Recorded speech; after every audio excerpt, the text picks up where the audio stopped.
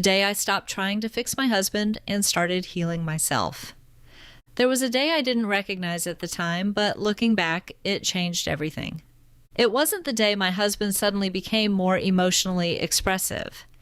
It wasn't the day he finally understood my loneliness, apologized for years of misunderstandings, or promised that things would be different. In fact, nothing dramatic happened at all. It was an ordinary Tuesday, and on the surface, it looked much like every other day in our marriage. The difference was not in him. The difference was in me. For years, I had believed that if I could somehow help my husband understand my emotional world, our marriage would finally become the relationship I had always hoped for.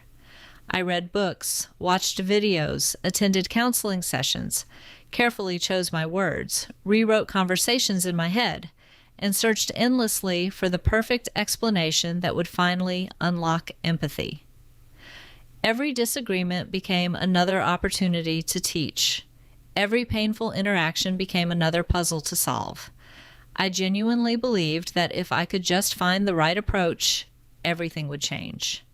What I didn't realize was how much of my life had quietly become organized around trying to fix someone else. Without intending to, I had made my husband's growth the center of my emotional world. My mood depended on whether he responded warmly that day. My sense of hope rose and fell with each conversation. If he showed a moment of insight, I felt encouraged. If he seemed distant again, I felt devastated. My emotional stability had become tied to variables I couldn't control.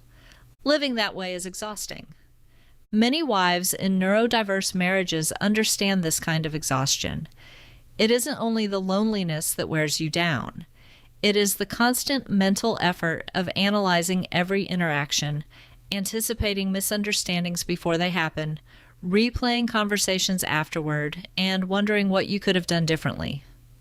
Over time, you begin carrying the invisible responsibility for the emotional health of the entire relationship. Looking back, I can see that I was trying to carry a weight that was never mine to carry. One afternoon, after another disappointing conversation, I sat quietly with a cup of coffee and realized something that felt both painful and strangely freeing. I could spend the next 10 years trying to convince another person to see life exactly as I saw it. Or I could begin learning how to care for the person whose heart had been quietly neglected for years. My own. That realization did not mean I stopped loving my husband. It did not mean I gave up on my marriage. It certainly did not mean I stopped believing that people can grow. It simply meant that I stopped making my own healing dependent upon someone else's progress. At first, the change was almost invisible.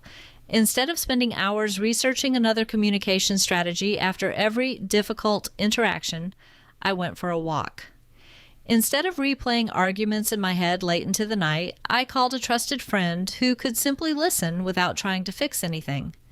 Instead of wondering what my husband needed to become, I started asking what I needed in order to become healthier, calmer, and more grounded. Those were unfamiliar questions. For years, I had become an expert on my husband's needs, sensory challenges, routines, stressors, and communication style. I could anticipate his reactions before he spoke. Yet when someone asked me what brought me joy or what I needed emotionally, I often didn't know how to answer. Somewhere along the way, I had become so focused on preserving the relationship that I had slowly disappeared inside it. Healing began by becoming curious about myself again. I rediscovered interests that had quietly faded into the background. I started reading books because they nourished me instead of because they promised another solution for my marriage. I exercised because my body deserved care, not because I was trying to manage stress well enough to survive another difficult week. I spent time outdoors, reconnected with friends, laughed more often, and slowly remembered the woman I had been before every waking thought revolved around trying to improve my relationship. Something unexpected happened as I changed. The emotional atmosphere in our home began to change as well, not because my husband had become a different person overnight, but because I had become a different version of myself.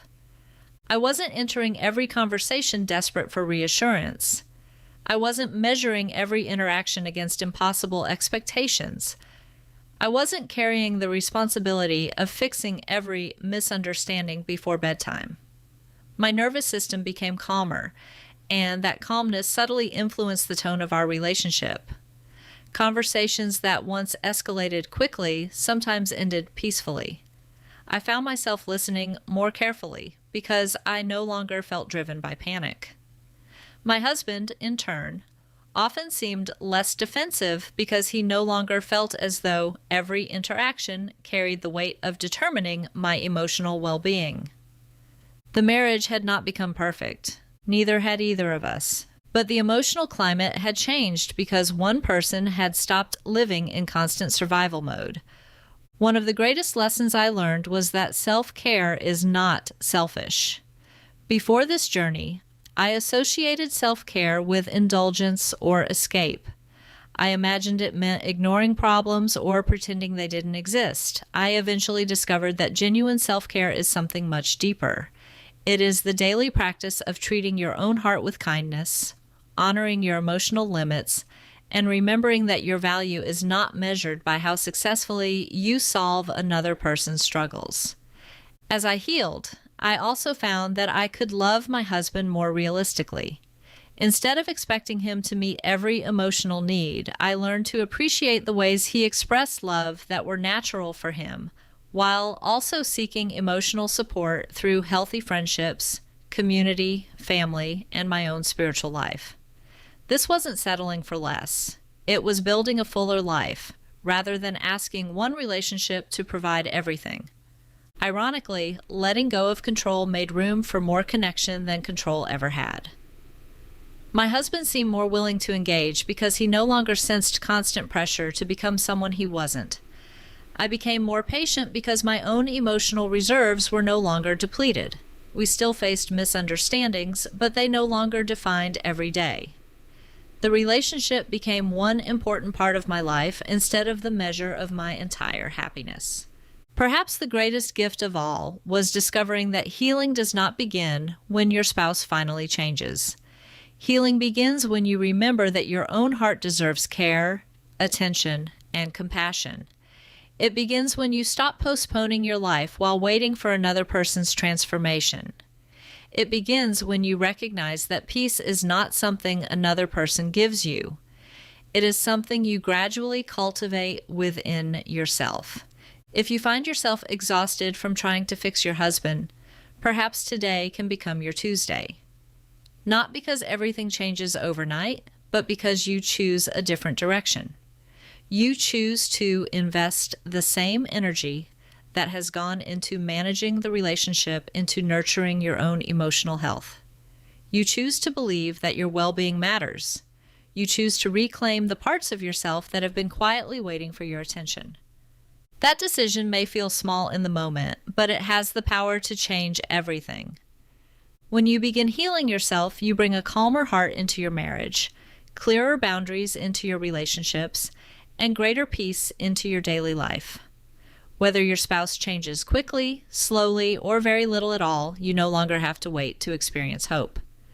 Hope begins the moment you realize that your healing has always been within your reach, and that caring for yourself is not giving up on your marriage. It is creating the healthiest foundation from which genuine love can grow. Hey guys, this is Mark. Some of you may not know that I have a lot of books on Amazon. So if you like my videos, you'll like my books. I have several for ASD spouses, for NT spouses, and for the neurodiverse couple. Underneath any of my videos, you'll see this link. Feel free to click on that link and see what's available. I'm sure you'll find something that applies to you. So if you're struggling in your neurodiverse marriage, help is available, one click away. Hey, quick message to neurotypical wives out there who may be suffering from Cassandra syndrome. Do you feel emotionally exhausted, lonely, confused, disconnected in your relationship? And have you found yourself wondering, why do I feel so alone even though I'm married? And how did I lose myself somewhere along the way? And will I ever feel like me again? Okay, if so, you're not alone.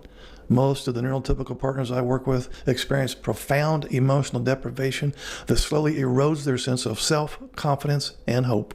Here's the good news though, recovery is possible. I've created a recovery program that's now available as a self-paced online course. Originally offered as a live group, This program has helped participants understand the emotional deprivation they've experienced, make sense of the confusion and self-doubt, and begin rebuilding their sense of identity and emotional strength. Now you can go through the same material from the privacy and comfort of your own home and move through it at the pace that works best for you. Now, whether you're just beginning to understand what you've been experiencing or you've been searching for answers for years, this course will help you begin the journey back to yourself. You don't have to continue surviving on emotional crumbs. You deserve clarity, support, and you deserve to understand what's happened to you. And most importantly, you deserve to recover. The version of you that existed before confusion, exhaustion, and self-doubt is still there, and this course was created to help you find that part of yourself again. Enroll today, won't you? You don't have to wait for the next live group. Your healing can begin now. The link will be in the description area underneath this video and also pinned in the comment section.